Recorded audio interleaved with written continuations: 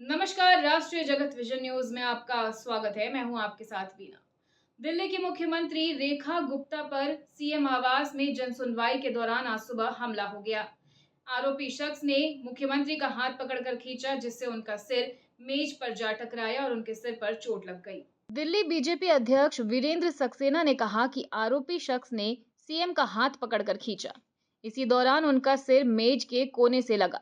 उनके सिर पर चोट आई है और थप्पड़ वाली बात गलत है। हमले की पुष्टि करते हुए दिल्ली सीएम ऑफिस ने बयान में कहा कि आज जन सुनवाई के दौरान एक व्यक्ति ने मुख्यमंत्री रेखा गुप्ता पर हमला किया। आरोपी को दिल्ली पुलिस ने पकड़ लिया है और उससे पूछताछ की जा रही है। वहीं घटना पर दिल्ली कांग्रेस ने कहा कि अगर दिल्ली के मुख्यमंत्री सुरक्षित नहीं है तो सामान्य पुरुष महिला की सुरक्षा कैसे हो सकती है। इस घटना ने महिलाओं की सुरक्षा व्यवस्था को उजागर कर दिया है। मीडिया रिपोर्ट्स के मुताबिक आरोपी ने अपना नाम राजेश भाई खेमजी बताया है। वो गुजरात के राजकोट का रहने वाला है। इधर घटना के बाद दिल्ली के मुख्य सचिव समेत कई मंत्री मुख्यमंत्री आवास पहुंचे।